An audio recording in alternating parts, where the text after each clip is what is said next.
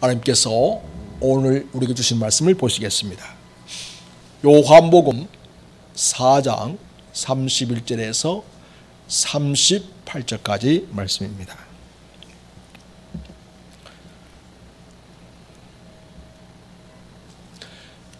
(31절에서) (38절까지) 제가 받들어 읽겠습니다. 그 사이에 제 아들이 청하여 이르되 랍비여 잡수소서. 이르시되 내게는 너희가 알지 못하는 먹을 양식이 있느니라. 제 아들이 서로 말하되 누가 잡술 것을 갖다 드렸는가 하니 예수께서 이르시되 나의 양식은 나를 보내신 이의 뜻을 행하며 그의 말을 온전히 이루는 이것이니라. 너희는 넉 달이 지나야 추수할 때가 이르겠다 하지 아니하느냐? 그러나 나는 너희에게 이르노니 너희 눈을 들어 밭을 보라. 휘어져 추수하게 되었도다. 거두는 자가 이미 싹도 받고 영생에 이른 열매를 먹으나니 이는 뿌리는 자와 거두는 자가 함께 즐거워하게 하려 함이라. 그런즉 한 사람이 심고 다른 사람이 거둔다 하는 말이 옳도다. 내가 너희로 노력하지 아니한 것을 거두러 보내었노니 다른 사람들은 노력하였고 너희는 그들이 노력한 것에 참여하였느니라. 아멘. 우리가 일제의 짓밟혀 살 때에 나라를 구하기 위해서 많은 사람들이 일어났습니다. 그 중에 한 분이 윤봉길 의사이십니다. 이분은 충남 덕산 출신의 의국 청년이었습니다. 그분은 1930년에 장보가 뜻을 품고 집을 나서면 살아 돌아오지 않는다라는 글귀를 남기고 집을 떠났습니다. 중국에서 머물던 중 만주 전쟁에서 일본이 승리하자 크게 낙심을 했습니다. 그러다가 김구세임을 찾아가게 되고 거기에서 애국 활동을 하게 됩니다. 평상시에 그는 중국인을 대상으로 야채 장사를 하였습니다.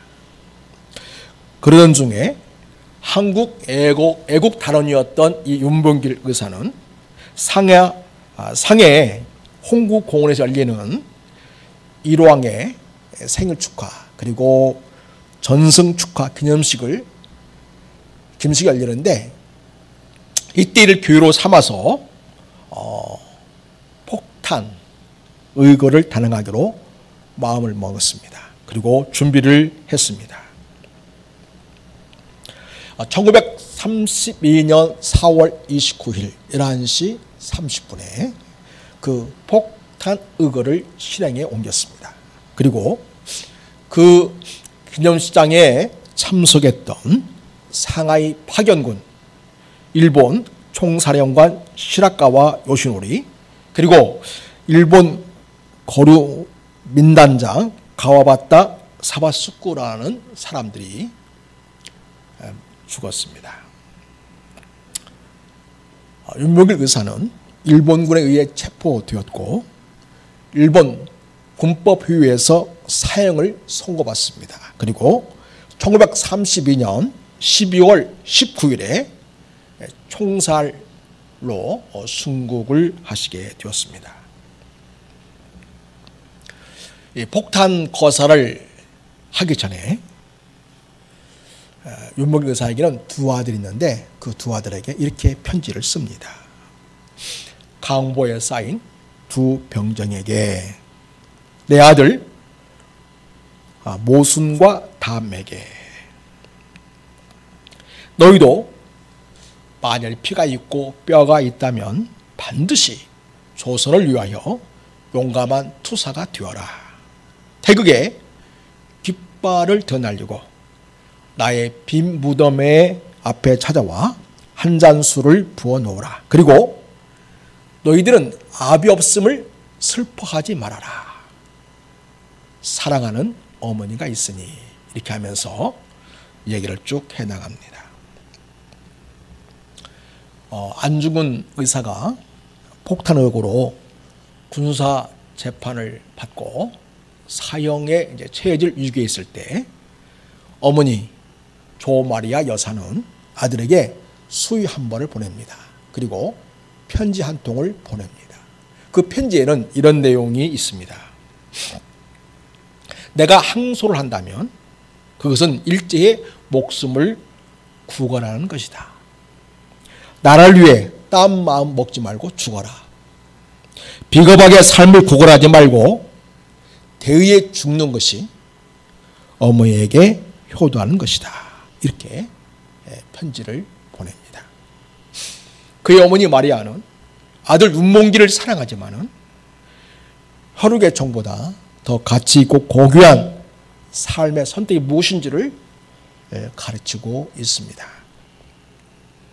윤백일 의사는 중국에서 야채 장사하며 사는 사람이었지만은 단순히 먹고 살기 위해서 살지 않고 나라를 일제에서 구하기 위하여 자기 목숨을 거는 그런 삶의 자세로 살아왔습니다. 누구나 사람에게는 먹고 사는 것이 중요합니다. 그러나 우리 사람은 알아야 합니다. 먹고 사는 것보다 더 중요한 가치가 있다는 것을 우리는 알아야 합니다. 그래서 세상의 나라를 위해서도 자기 목숨을 기꺼이 던지는 모습을 윤봉길 의사는 보여주었습니다. 우리는 예수 그리스도의 제자들입니다. 우리는 하나님 나라의 백성들입니다. 오늘 읽은 성경 본문 말씀을 살펴보면서 우리가 이 땅에 살면서 단순히 더 잘 먹고 더 잘 사는 것만을 추구하는 세상에 속한 자의 삶을 살기보다는 더 중요한 하나님 나라의 가치와 목적을 위해서 사는 것이 무엇인지를 깨닫는 은혜의 시간이 되기를 바랍니다. 오늘 본문의 내용은 이렇습니다. 예수님께서 사마리아 수가성 우물가에서 물을 기르러 온 여인에게 물을 얻어 마셨습니다. 그리고 그 여인에게 영원히 목마르지 않는 생수를 줄 수 있다고 말씀을 하십니다. 그러는 사이에 제 아들은 먹을 것을 사러 시내에 들어갔는데 다시 돌아왔습니다. 가져온 음식을 내놓으면서 선생님 잡수십시오 라고 하니까 예수님이 말씀하시기를 내게는 너희가 알지 못하는 양식이 있다 이렇게 이야기하십니다. 그리고 그 양식은 나를 보내신 이의 뜻을 행하며 그의 일을 온전히 이루는 것이다 이렇게 말씀을 하십니다. 이어서 너희는 넉 달이 지나면 추수할 때가 이르겠다고 하지만은 밭을 보아라 휘어져 추수하게 되었다고 하시면서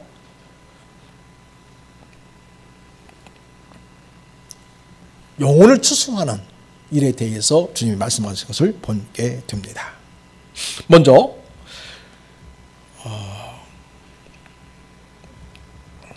예수님은 제 아들에게 나에게는 너희가 알지 못하는 양식이 있다 이렇게 말씀하신 부분을 살펴보겠습니다. 그렇게 말씀했더니 제 아들은 오해하기를 누가 예수님께 잡수실 것을 갖다 주었는가라고 서로 이야기를 하고 있습니다. 예수님은 그게 아니다 라는 말씀의 의미로 34절에서 당신이 말한 양식은 무엇인지를 이야기하고 있습니다. 우리 34절 같이 한번 읽겠습니다. 자, 시작. 예수께서 이르시되 나의 양식은 나를 보내신 이의 뜻을 행하며 그의 일을 온전히 이루는 이것이니라. 네, 그렇습니다. 우린 여기에서 예수님이 잡수실 나의 양식을 말씀하고 있는데 그러면 여기에서 언급하고 있지는 않지만 예수님이 잡수시지 않을 양식은 무엇인지에 대해서 우리가 알아보는 것이 좋겠습니다. 예수님이 세례 요한에게 세례를 받으시고 난 다음에 40일간 성령에 이끌려 광야에서 마귀로부터 시험을 받습니다. 우리 주님은 그 시험을 물리치게 됩니다. 우리는 그 내용에서 예수님이 결코 선택하지 않을 양식, 잡수지 않을 양식이 무엇인지를 우리에게 알려주고 있습니다. 여러분 성경 한번 펴보십시오. 마태복음 4장을 보시겠습니다.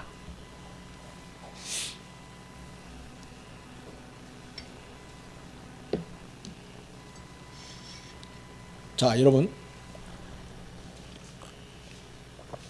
앞에 마태복음 4장 말씀이 띄워주고 있는데요. 제가 한 절 읽고 여러분 한 절 읽겠습니다. 시험하는 자가 예수께 나와서 이르되 네가 만일 하나님의 아들이거든 명하여 이 돌들로 떡덩이가 되게 하라. 예수께 대답하여 이르시되 기록되었으되 사람이 떡으로만 살 것이 아니요 하나님의 입으로부터 나오는 모든 말씀으로 살 것이라 하였느니라 하시니, 이 마귀가 예수를 거룩한 성으로 데려다가 성전 꼭대기에 세우고 이르되 네가 만일 하나님의 아들이거든 뛰어내리라. 기록되었으되 그가 너를 위하여 그의 사자들을 명하시리니 그들이 손으로 너를 받들어 발의 돌에 부딪히지 않게 하로다 하였느니라. 예수께서 이르시되 또 기록되었으되 주 너희 하나님을 시험하지 말라 하였느니라 하시니, 마귀가 또 그를 데리고 지극히 높은 산으로 가서 천하 만국과 영광을 보여 이르되 만일 내게 엎드려 경배하면 이 모든 것을 내게 주리라. 이에 예수께서 말씀하시되 사탄아 물러가라. 기록되었으되 주 너희 하나님께 경배하고 다만 그를 섬기라 하였느니라. 아멘. 예수님이 40일간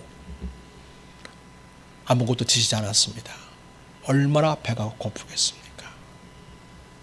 그래서 예수님에게는 얼마나 또한 먹을 것이 필요하겠습니까? 그 틈을 타서 마귀와 시험을 하고 있습니다. 뭐라고 시험하고 있습니까? 이 돌들로 떡덩이가 되게 하라.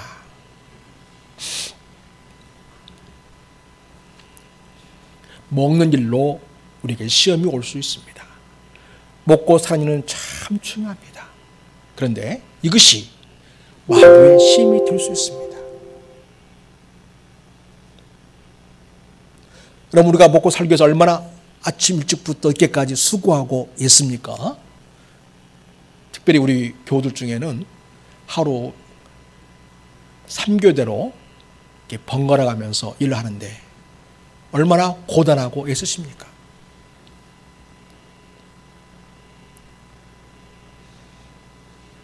사랑하는 여러분, 그러나 우리가 단순히 먹고 살기 위해서 하는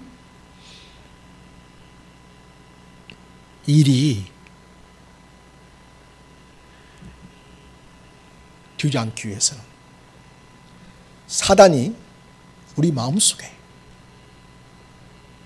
단순히 먹고 사는 일에만 매여 살도록 그렇게 유혹하는 것에 대해서 우리는 단호하게 놓으라고 말할 수 있어야겠습니다. 또한 마귀는요,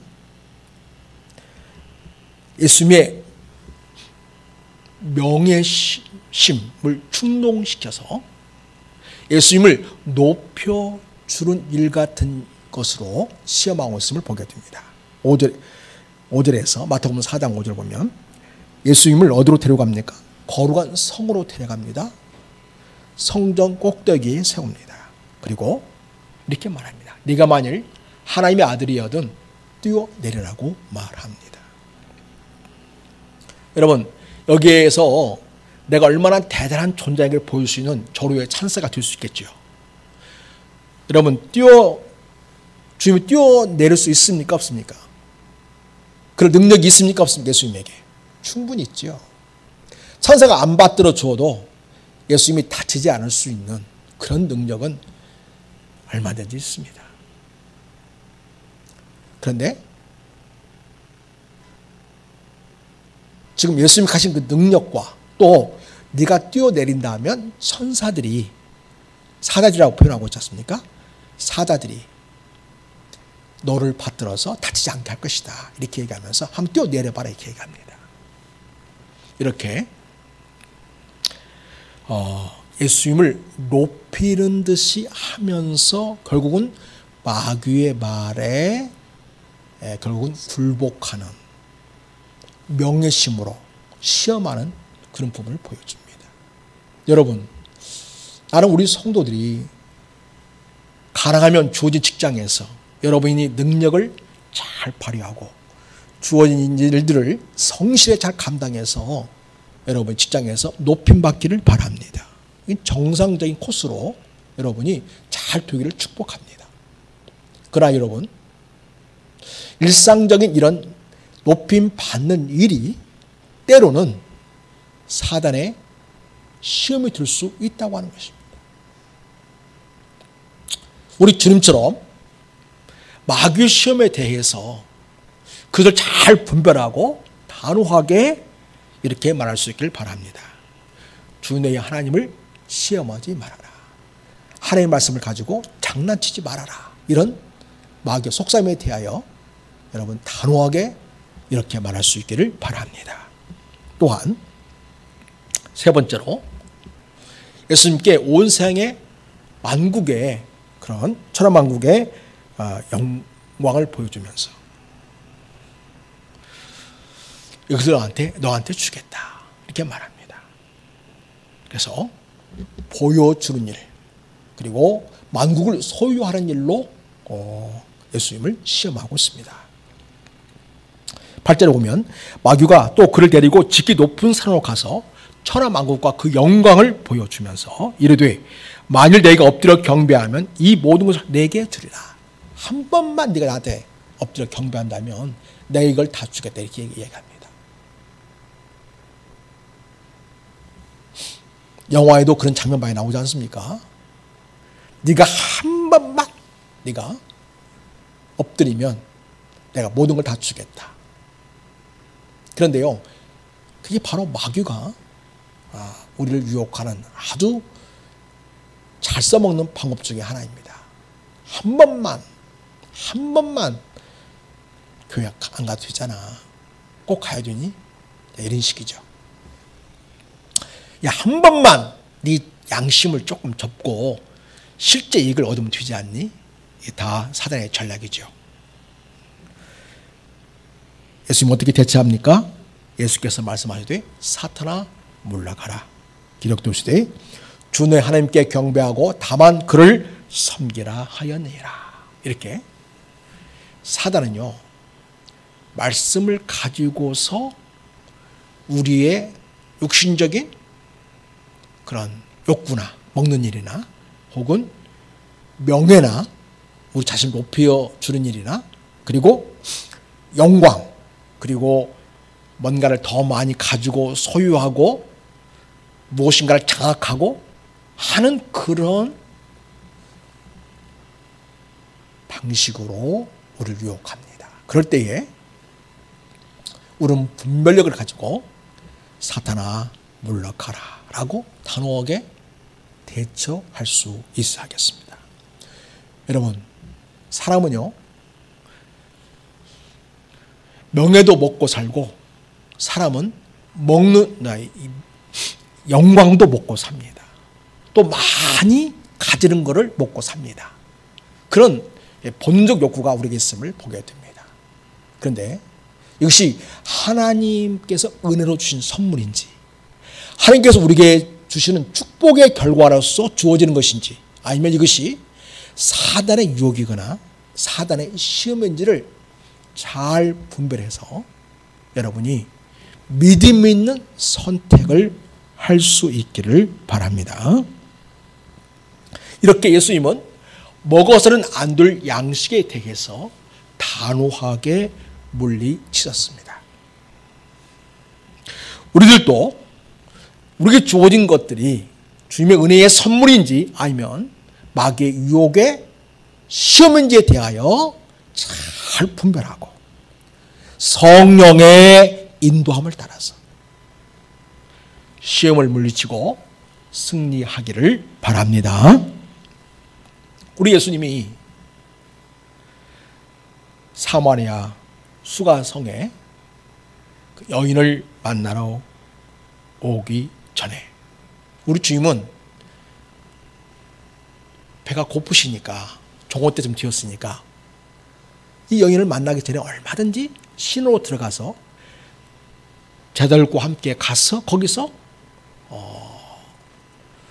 먹을 걸 사가지고 빵을 사가지고 먹을 수 있었습니다. 그런데 제자들만 보내신 것이죠. 그리고 예수님은 곧장 그 길로 수가성의 한 우물 곁에 앉았다가 물길로 오는 이 여인을 만나 주시는 모습을 보게 됩니다. 그리고 영원한 생수의 복음을 전하십니다. 왜 그렇게 하셨을까요?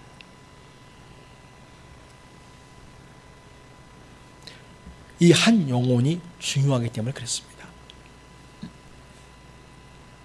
사마리아 수가성에는 이 가여운 여인의 이 영혼이 너무 중요하니까, 사랑하니까 그렇게 하신 것입니다. 또 주님 외에 시내에 들렀다가 좀 충분히 뭔가를 사서 잡수시고 요기를 취한 다음에 기운을 얻고 이 수가성으로 들어와도 되지 않습니까? 그런데 땀을 뻘뻘 흘리고 정오 때쯤 이 수가성의 한 우물에 도착하는 것을 보게 됩니다. 왜 굳이 그렇게 하셨을까요? 바로 그 시간, 그 타이밍이 중요하기 때문이었습니다. 왜냐하면 그 시간은 정기적으로 이 여인이 물 길러 오는 시간이기 때문입니다. 그래서 이 타임을 놓친다면 이 여인을 만나는 데 있어서 적절한 그런 규율을 갖기가 쉽지 않다는 것을 주님이 아셨기 때문에 이 여인을 위해서는 점심 드시는 것도 거르시고 이 여인을 먼저 만나시는 것이 중요하다고 그렇게 판단을 하고서 이 여인의 한 영혼의 구원을 위해서 지금 주님께서 만나주시고 있습니다. 그래서 이 한 영혼이 중요하니까, 그리고 이 영혼을 구원하는 데는 타이밍이 너무 중요하니까 주님은 그 타이밍을 놓치지 않으시고 시급한 마음으로 이 여인을 만나신 것이었습니다. 제자들이 먹을 걸 사러 들어갔다가 다시 돌아왔습니다. 그리고 예수님께 말씀합니다. 예수님, 저희들이 먹을 걸 사왔습니다. 이제 좀 잡수시지요. 저 여인과 대화하는 거 조금 이제 중단하시고 이거 좀 충분히 드시고 그렇게, 그리고 또 말씀하셔도 되지 않겠습니까? 자, 이런 말 뜻이 되겠습니다. 그런 제자의 제안에도 불구하고 내게는 다른 양식이 있다고 하면서 우물에서 여인을 만나는 일로부터 시작해서 다른 양식을 먹는 일을 계속하고 있습니다. 이게 무슨 말이에요? 다른 일은 뭐죠? 다른 양식은 바로 뭐죠? 즉 하나님이 보내신 뜻을 행하며 그의 일을 온전히 이루는 데 집중하는 것을 보게 됩니다. 여러분, 하나님이 보내신 뜻은 무엇입니까? 예수님이 이 세상에 오신 목적, 하나님이 예수님 이 세상에 보내신 목적이 무엇입니까? 잃어버린 자를 찾아 구원하시기 위해서였습니다. 하나님을 떠난 인생들을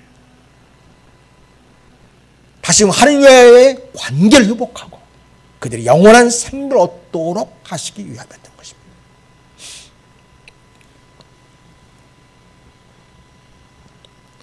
그 결과로 어떠한 반응이 이 여인에게 나타났습니까? 28절 한번 보시겠습니다. 28절. 28절 보면 우리 예수님께서 이 우물가에서 이 한 여인을 만나주시고 대화를 통해서 나타난 결과가 무엇입니까? 28절 같이 읽겠습니다. 시작. 여자가 물동이를 버려두고 동네에 들어가서 사람들에게 이르되 29절 내 행한 모든 일을 내게 말한 사람을 와서 보라. 이는 그리스도가 아니냐. 예. 자기 모든 것을 다 아시고 자기에게 영원한 샘물이 솟아나게 하는 생수를 주신다고 하는 이 예수를 만나보라고 이 여인이 물동이를 버려두고 사람들에게 가서 예수님을 소개하고 있음을 보게 됩니다. 그래서 이 여인은 예수님 만난 이 사건을 통해서 새로운 인생으로 변하게 되었습니다.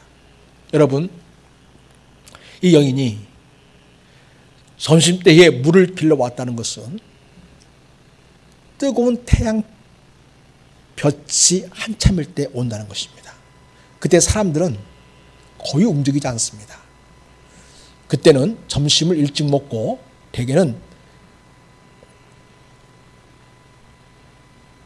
잠을 좀 자거나 서늘한 곳에서 휴식을 취하는 그런 시간대입니다. 그런데 이 여인은 물동이를 모래에 이고 와야만 했습니다. 그런 사정이 있겠지요? 말 못할 그 어떤 사정이 있는 겁니다. 그래서 이 여인은 어떤 의미에서 그 동네에서 소유된 인생, 다른 사람과는 뭔가 다르게 살아가는 위로운 인생이었던 것입니다. 그런데 이 여인이 사람들에게 가서 담대하게 와보라. 이분이 그리스도가 아니시냐라고 하면서 예수님을 증거하고 있다는 것입니다. 사람이 바뀐 것입니다. 예수를 만나고 그의 삶의 태도가 바뀐 것입니다. 옛날에는 사람을 피하고 자기를 감추려하는 그런 삶의 모습에서 이제는 담대하게 사람들에게 예수님을 알리는 그런 변화된 삶의 모습으로 새로워지게 된 것입니다. 자, 그 다음에 여러분 39절에서 42절의 결과가 나타나게 되었습니다. 자, 39절 봅니다. 여자의 말이 내가 행한 모든 것을 그가 내게 말하였다 증언하므로 그 동네 중에 많은 사마리아인이 예수를 믿는지라. 그래서 이 사마리아 이 여인은 예수를 믿게 되었고 예수님을 동네 사람들에게 전함으로써 그 사마리아 사람들이 예수님을 믿게 되는 정말 믿기 어려운 놀라운 일이 일어난 것입니다. 또 40절 보면 사마리아인들이 예수께 와서 자기들과 함께 유하기를 청하니 거기서 이틀을 유하시매.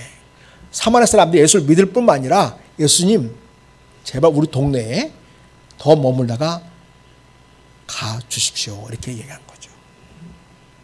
제발 머물러 주십시오. 예수님이 말씀과 예수님이 전한 복음이 너무 놀랍고 너무나 귀하니까 더 들려달라고 예수님이 더 우리에게 알려달라고 그렇게 부탁하면서 이틀이나 주님이 더 머무게 되는 그런 놀라운 일이 있게 되었습니다.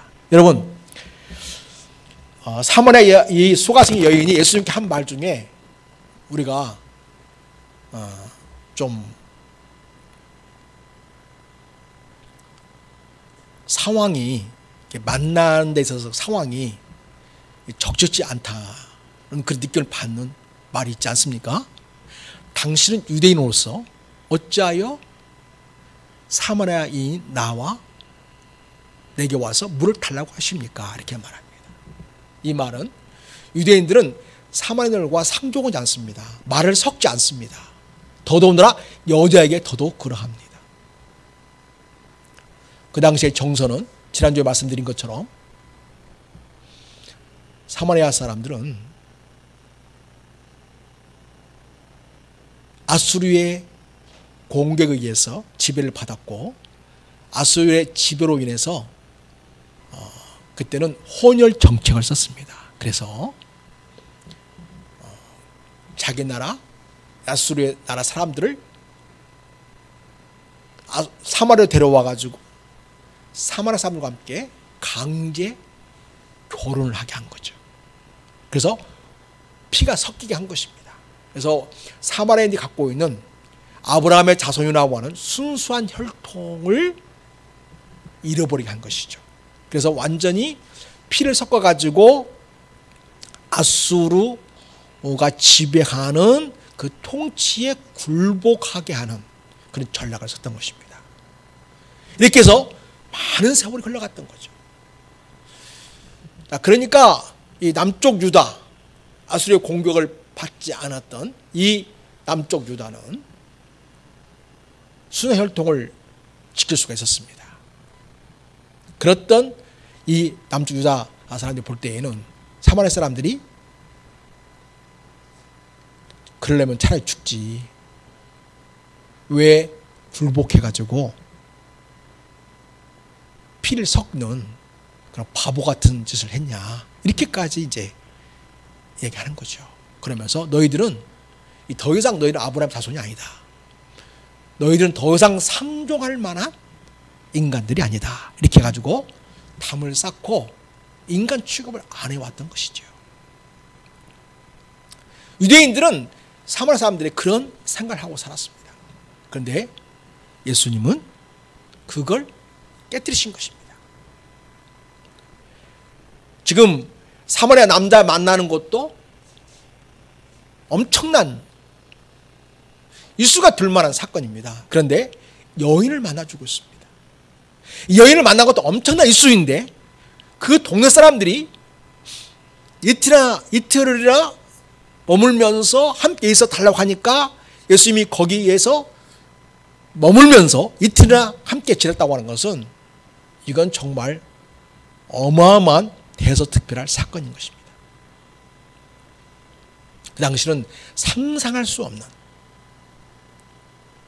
관념을 깨고 통념을 깨고 사람들의 일반적인 생각을 뛰어넘는 정말 영혼을 사랑하고 인생을 진정으로 유효하는 그러한 모습을 주께서 보여주고 있는 것입니다. 그렇게 하심으로써 어떤 결과가 있게 되었습니까? 41절 같이 읽겠습니다. 요한복음 4장 41절 다시 시작. 예수의 말씀으로 말미암아 믿는 자가 더욱 많아졌다 이렇게 말합니다. 그리고 42절에 뭐라고 말합니까? 그 여자에게 말하되 이제 우리가 믿는 것은 네 말로 이람이 아니니 이는 우리가 친히 듣고 그가 참으로 세상의 구주신 줄 알미라 하였더라. 그래서 사마리아 여인이 예수님을 전해줌으로써 많은 사람이 예수를 믿게 되었는데 예수님이 이틀 동안 함께 계시면서 주께서 하나님 나라의 복음을 전해주니까 그 복음을 깨닫고 이제는 단순히 전해준 것만 아는 그런 수준이 아니라 정말 예수님을 진정으로 믿는 그런 믿음의 사람들이 되었다라는 것을 우리에게 알려주시고 있습니다. 이렇게 여러분 예수님께서 점심때가 되어서 정말 배가 고프고 또 태양볕에 계속 그 아래에서 걸어왔기 때문에 많이 피곤하고 지친 상태였지만은 이 한 영혼을 위해서 주님께서 그 일에 집중하고 그를 구원하는 것이 하나님의 보내신 그 하나님의 뜻을 행하는 것이고 그것을 언제 이루는 것이라고 주께서는 아셨기 때문에 이런 놀라운 결과가 있게 된 것을 보게 됩니다. 그리고 주님은 제자들에게 말합니다. 이렇게 예수님이 하셨던 것처럼 다른 사람에게 복음을 전해서 구원하는 것은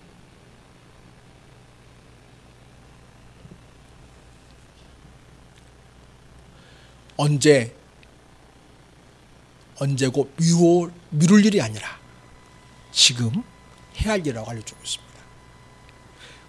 35절 보십시오. 추수와 연결시켜서 이야기하고 있어요. 너희는 넉 달이 지나야 추수할 때가 이르겠다 하지 아니하느냐. 이 추수는 농작물 추수를 말하는 것입니다. 그러나 나는 너희에게 이르노니 너희 눈을 들어 밭을 보아라. 희어져 추수하게 되었도다. 이 희어져 추수하게 된 밭은 어떤 밭일까요? 영혼의 밭이에요. 영혼의 밭. 그러니까 우리 눈에 보이는 밭은 아직 넉 달이 지나야만 추수를 할 수 있게 되는 거죠. 그런데 주님 눈으로 바라볼 때에 이 특별히 사마리아 사람들이 그런 모습을 보여주지 않았습니까? 사마리아 여인 예수를 만나고서 그 영혼이 추수되었습니다. 구원받은 거죠. 또 그 사마리아 여인의 이야기를 듣고 예수께 나왔던 많은 사람들이 예수의 말씀을 직접 듣고 그들이 예수님을 참으로 세상의 구주로 믿게 되는 역사가 있게 되었습니다. 그들의 영혼들이 추수가 된 것이죠. 그렇습니다. 주님께서는 영혼의 밭을 보라고 이야기합니다. 사랑하는 성도 여러분, 이 추수라는 것은 그 열매를 통해서 우리가 먹고 사는데 아주 중요한 것이죠. 그렇지 않습니까? 그러니까 우리가 이 먹고 사는 일에 우리가 열심히 일하면서 살 때에 그냥 먹고 사는 이 추수만 생각하지 말라는 거예요. 어떤 밭을 생각하라? 영혼의 밭을 생각하라는 거예요. 영혼의 밭. 그 영혼의 밭은 다음에 하지 뭐. 계속 그런 식으로 미루어서 복음 전하는 일을 늦추거나 포기하거나 연기할 일이 아니라 지금 여기에서 우리가 한 영혼의 구원을 위하여 힘쓰고 애써야 할 것을 얘기해 주고 있는 것입니다. 왜냐? 그 영혼, 그 추수밭이 휘어져 추수하게 되었기 때문에 바로 그렇다는 것이죠. 그래서 여러분, 우리가 살아가면서 상대하며 살고 있는 많은 사람이 있지 않습니까? 여러분은 그 영혼의 추수에 대하여 생각할 수 있어야겠습니다. 그리고 그 영혼의 추수에 대하여 간절한 마음을 품고 그 영혼의 추수를 위해서 기도할 수 있어야겠습니다. 하나님, 같이 직장에서 일하는 누구누구가 아직 주님을 모르고 있습니다. 예수님을 믿고 영원한 생명을 얻기 원합니다. 하나님의 자녀가 되어서 하늘의 축복을 누리며 살기를 원합니다. 천국 시민으로 살기를 원합니다. 영원한 천국의 자녀로 살기를 원합니다. 기도해야겠습니다. 기도해야겠습니다. 자, 36절 보겠습니다. 거두는 자가 이미 싹도 받고 영생에 이르는 열매를 모으나니 이는 뿌리는 자와 거두는 자가 함께 즐거워하게 하려 함이라. 그런즉 한 사람이 심고 다른 사람이 거둔다 하는 말이 옳도다.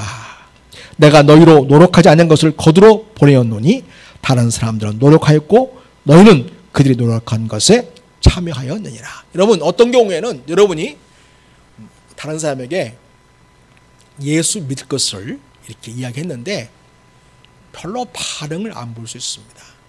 그러나 여러분, 낙심하지 마십시오. 여러분 할 일을 충분히 한 것입니다.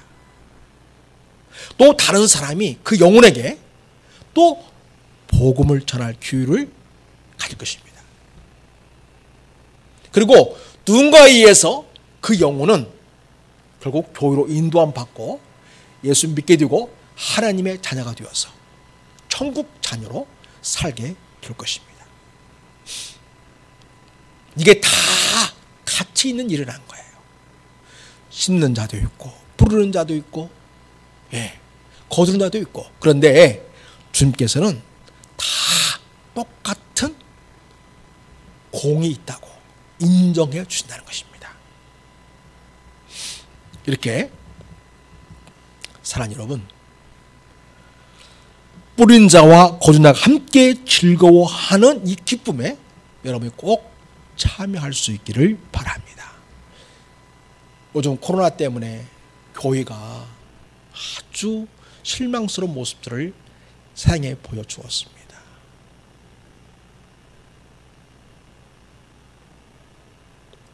그래서 어떤 사람은 교회에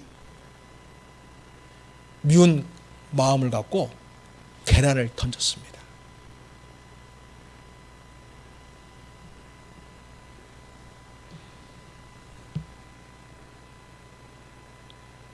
얼마나 교회가 싫었으면 그랬을까요? 그래서 요즘은 더더욱 전도하기가 어려운 시대에 살아가고 있습니다. 여러분, 우리가 참 분별력 있고 지혜 있게 처신하는 것이 필요합니다. 무엇보다도 이 코로나를 이기는 것은 과학적으로 그걸 잘 분석을 하고 대처해서 거기에 합당한 행동을 함으로써 우리가 가능한 한 코로나를 이겨내고 코로나로부터 안전하게 지낼 수 있는 것이지, 맹신적인 미신처럼 무슨 주문이 오면 마치 모든 것이 해결되는 것처럼 그런 식으로 예수님을 오해하고 하나님을 오해하고서 나는 뭐 예수 믿으니까 뭐 그냥 마스크 안 써도 상관이 없어. 우리는 하나님이 다 과학적으로 지켜줄 거니까 우리는 주피를 여기 강당에 꽉꽉 차게 모여서 해도 상관이 없어. 이런 식으로 한다면 코로나의 특성상 불가피하게 사람들에게 전염될 수밖에 없다는 것입니다. 여러분, 참 우린 세상에 대해서 미안한 마음을 많이 가져야 할 것 같아요. 교회가 잘못했다고, 우리가 미안하다고 해야 할 것 같습니다. 그렇지만 여러분, 그렇지만 영혼 구원은 코로나 때에도 이루어져야 하는 것이 주님의 뜻입니다. 그러면 어떻게 하는 것이 이 코로나 때에 한 영혼을 구원하는 이 복된 일을 잘 해낼 수 있을까요? 우리가 이 부분에 의해서 기도가 필요하겠습니다. 이 부분에 의해서 지혜가 필요하겠습니다.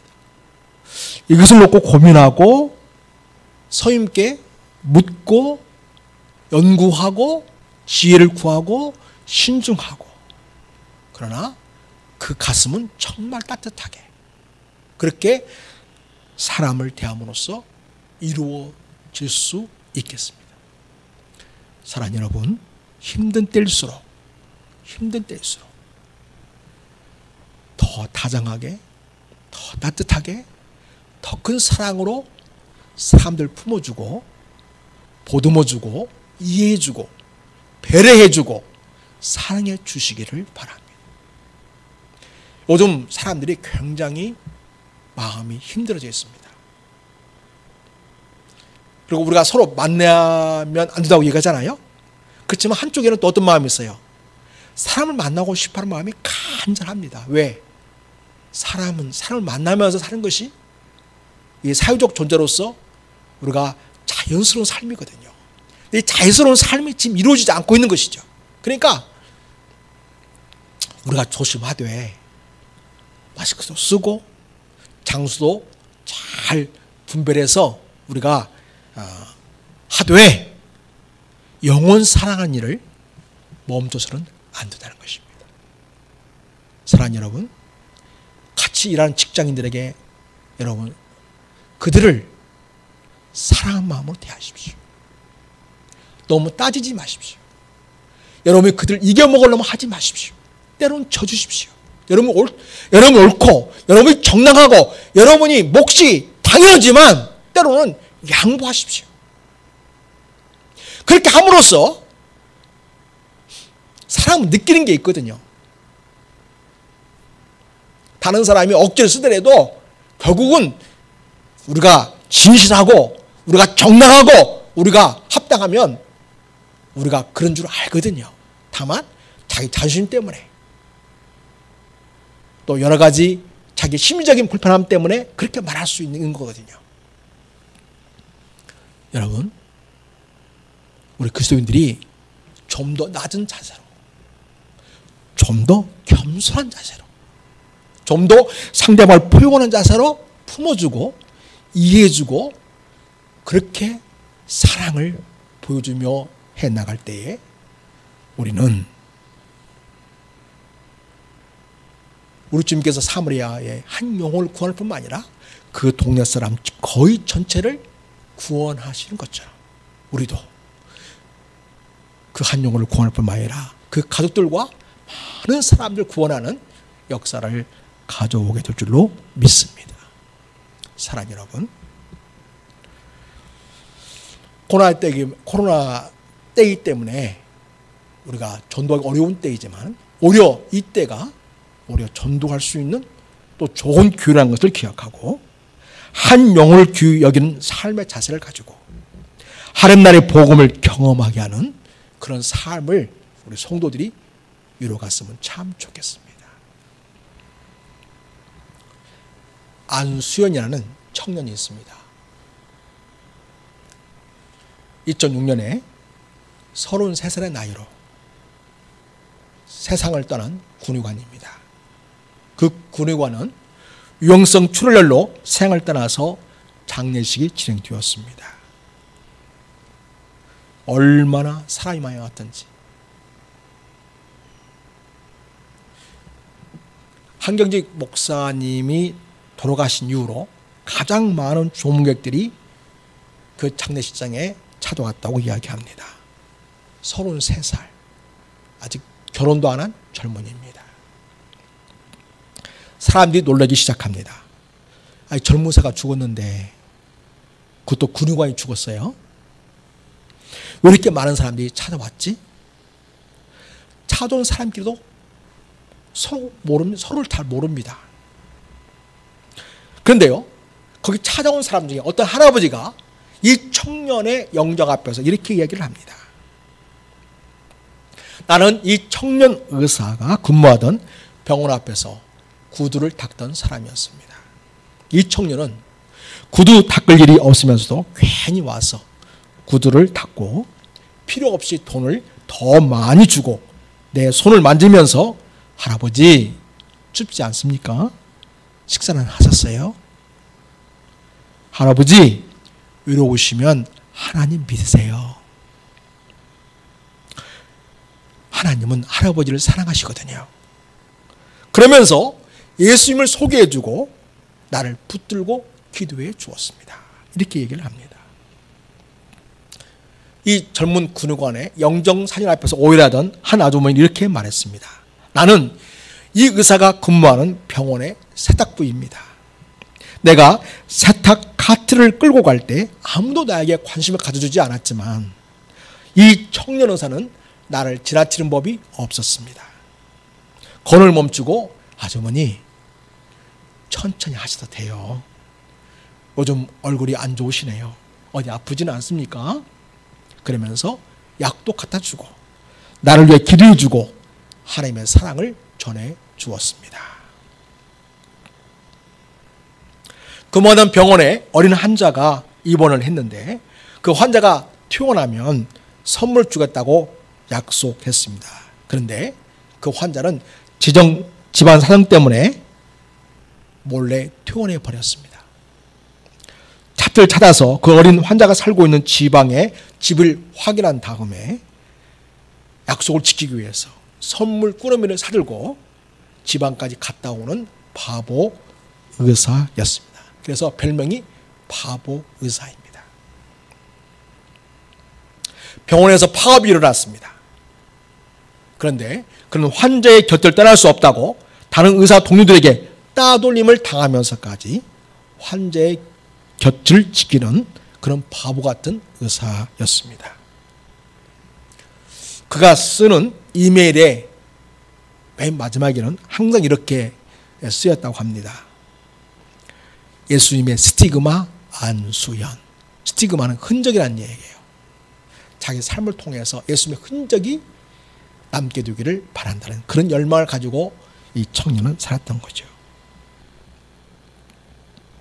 그 사랑의 흔적을 갖고 살기 원하던 이 청년은 예수님처럼 33살에 세상을 떠났습니다. 그를 사랑하시는 주님의 품에 안긴 것입니다. 여러분, 군의관들 얼마나 일을 편하게 하길 원합니까? 굳이 굳은 일, 험한 일, 어렵게 근무하고 싶지 않은 것이 보통 사람 마음 아닙니까? 그러나 이 안수연은 비록 군의관이지만은 최선을 다해서 환우 한 사람 한 사람을 따뜻하게 대하고 주님의 사랑으로 그들을 보살피고 인간으로 존중해주고 그렇게 손잡아주고 그렇게 배려할 때 많은 사람들이 감동을 받고 예수를 믿게 되었고요. 그의 장례식장에는 헤아릴 수 없는 수많은 사람들이 와서 그 슬픔을 함께 나누고 안수연을 천국으로 보내주는 일을 했습니다. 우리 박은영 지사님이 보니까 카톡에다가 교회 카톡방에다가 그 젊은 청년의 이야기를 올리는 걸 보았습니다. 최영환 대표, 엠트리의 대표죠. 엠트리는 뭐 약자냐면 머스터드, 겨자씨나무, 겨자씨나무의 대표를 맡고 있는데 이 최영환 대표는 평소에 소통을 잘하는 일을 하고 싶어 했습니다. 이 소통을 잘하는 일을 통해서 하나님 나라가 이 세상에 임하는 걸 보고 싶어 했습니다. 그가 정말 열심히 근무하고 일하면서 최고의 자리를 꿈꾸고 최고의 그런 일을 하기 원했지만은 그것이 제대로 되지 않았습니다. 대학교도 저 경북 포항에 있는 시골에 있는 대학교에 가게 되었고요. 물론 좋은 학교입니다. 그리고 그가 근무를 할 때에도 병원에서 훈련받고 근무할 때에도 육군본부나 국방부나 이런 좋은 곳에서 근무하기 원했지만은 DMZ 가장 춥고 바로 북한이 내려다 보이는 바로 그곳에서 근무를 했고요. 그리고 거기에 있는 장교로서 거기에 가서 근무하다 보니까 이 젊은이들이 전혀 꿈이 없는 거예요. 어쩌다가 내가 여기까지 오게 됐나 이렇게 좀 자기 인생에 대해서 실망하고 낙심한 그런 분위기지 희망이라는 건 찾아볼 수 없는 그런 상황이었다고 합니다. 그래서 이 청년은 어떻게 하면 이 청년에게 꿈을 심어줄 수 있을까 해가지고 이 청년에게 대학을 만들어야겠다. 자기 상상 속의 대학이죠. 그래가지고 세계에서 가장 리더십을 잘 가르치는 사람, 세계에서 인간관계를 잘 가르치는 사람, 세계에서 리더십을 잘 가르치는 사람, 세계에서 겸손을 잘 가르쳐주는 사람, 세계에서 사랑을 잘 가르쳐주는 사람, 이런 사람들을 한국에서 찾고 전 세계에 찾아가지고 그 대학의 강사로 세우려고 했던 것이죠. 물론 이것은 혈적으로 이루어지지 않았습니다. 그런데 나중에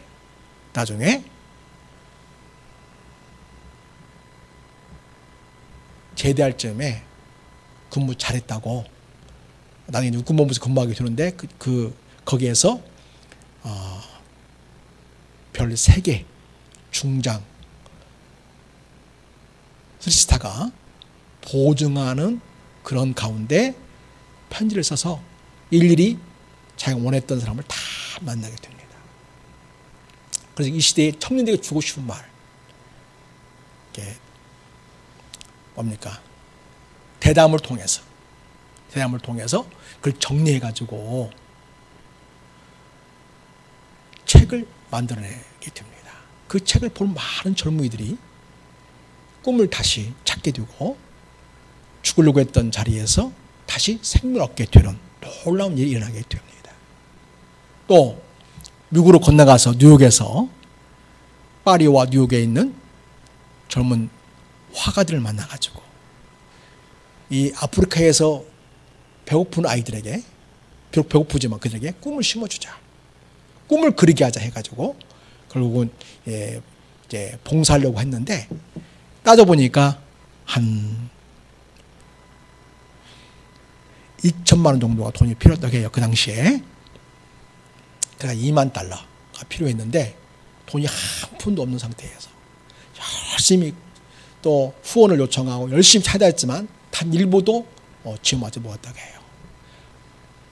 내가 세상을 너무 몰랐구나. 낚시바다 때에 어떤 부부의 상담 요청이 있어가지고 이야기를 듣게 되었는데 이 사람은 이제 결혼을 앞두고 있는데요. 약혼자와 함께 찾아왔다고 해요. 그런데 이 청년은 부모님이 얼마나 예수님을 열심히 믿는지 사업을 하고 돈 좀 생기면은 교회에 헌금하고 사업하고 돈 좀 생기면 어려운 이웃을 돕고 늘 이런 삶을 살아서 자기한테는 나도 장난감 사고 싶고 나도 롤러스케이트 타고 싶고 나도 뭔가를 이렇게 누리고 싶은데 그럴 기회가 없었다고 해요. 그래서 이 청년이 어릴 때 생각하기에는 이렇게 나에게 아무것도 해주지 않는 그런 부모님이 믿는 하나님이라면 난 안 믿겠다. 그래가지고 하나님을 안 믿기로 작정했다는 거예요. 젊은 시절에. 그러다가 25살에 인격적으로 주님을 만나게 되었고 그의 꿈이 생겼는데 그 꿈이 바로 뭐냐면 나도 우리 부모님 같은 가정을 이루고 싶다 하는 것이 꿈이었다는 거죠. 그래서 하나님 이런 부모님 같은 가정을 이루도록 도와주세요. 그리고 우리 어머니 같은 그런 여자와 결혼할 수 있도록 은혜를 주세요. 기도했다는 거예요. 기도하면서 하나 앞에 이루어질 줄 믿고 헌금했다는 거예요. 자기가 모아둔 거죠. 그러니까 돈 있을 때마다 5달러, 또 기도할 때마다 10달러, 때로는 5,000원, 때로는 10,000원 이렇게 계속 그걸 모아뒀다고 해요. 그리고 마침내 35살 때 자기 결혼할 상대자를 이제 사귀게 되었는데 약혼을 하게 되었어요. 그 약혼녀가 바로 목사님의 딸이었는데 그 청년이 그 약혼자에게 말하기를 내가 당신 같은 여자를 만나게 달라고 10년 동안 기도해왔다. 그리고 이 만남을 위해서 내가 기도할 때마다 내가 하나님 앞에 헌금하는 마음으로 돈을 모아두었다. 이 돈을 어디 쓸까라고 둘이 상의한 결과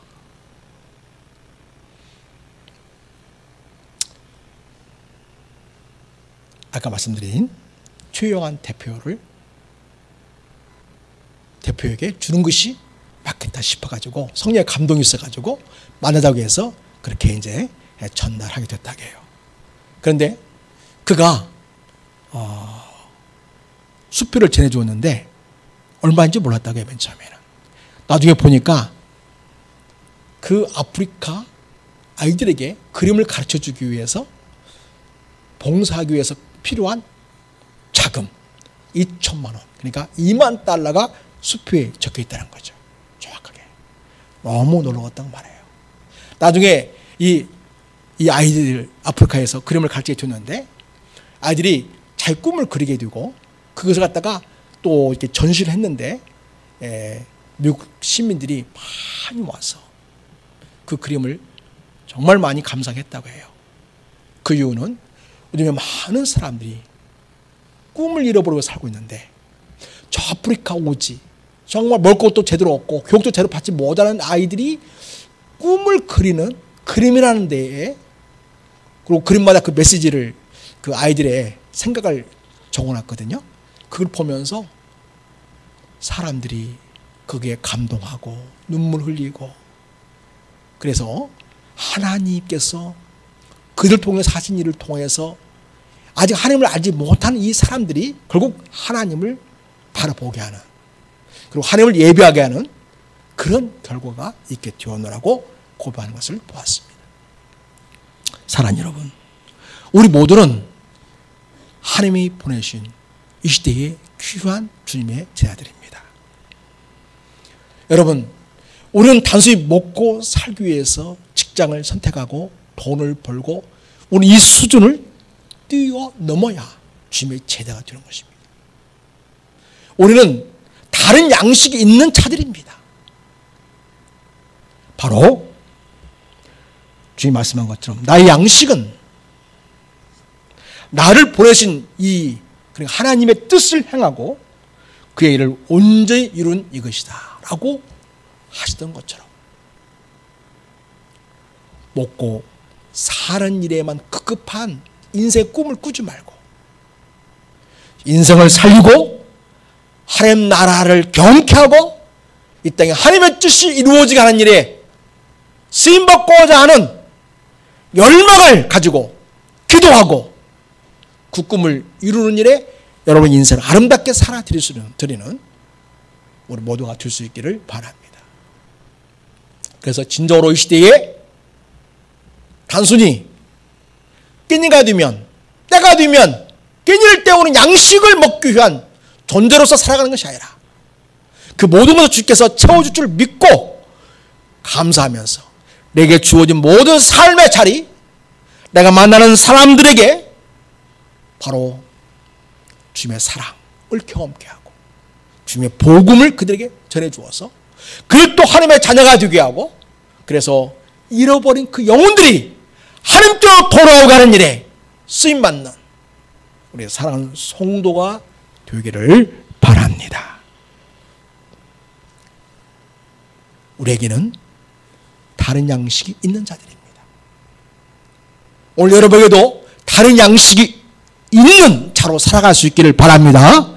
그리하여 여러분을 보내신 하나님의 뜻을 향하며 그의 일을 온전히 이루는 인생으로 그렇게 복스럽게 아름답게 쓰임받기를 부탁하고 그러한 여러분의 인생의 앞날에 우리 하나님의 은혜가 가득하기를 주님의 이름으로 축복합니다. 하나님 아버지, 우리가 이 땅에 하나님의 보내심을 받아왔습니다.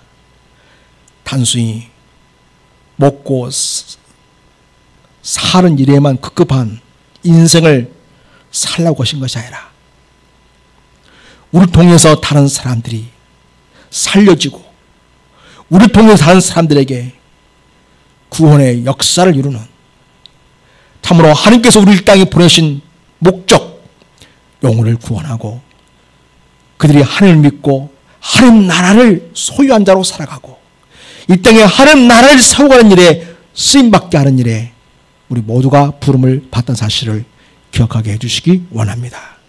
하나님 이 일에 참으로 성령 하나님께서 기름 부어주시고 우리에게 지혜를 주시고 앞길을 인도하셔서 하나님이 원하시고 기뻐하시는 이 아름다운 하나님 양식을 나누는 일에 쓰임받는 우리 모두가 되게 해주시기 원합니다. 주님, 우리에게는 사람들이 알지 못하는 먹을 양식이 있습니다. 우리에게는 바로 나를 보내신 이의 뜻을 행하며 그의 일을 온전히 이루는 양식이 있습니다. 이 양식은 꼭 먹어야 하는 것처럼 이 일을 이루며 살게 하시고 이 일을 성취하며 하나님의 거룩한 뜻을 이루어드리는 자로 살아가는 우리가 되게 해 주시옵소서.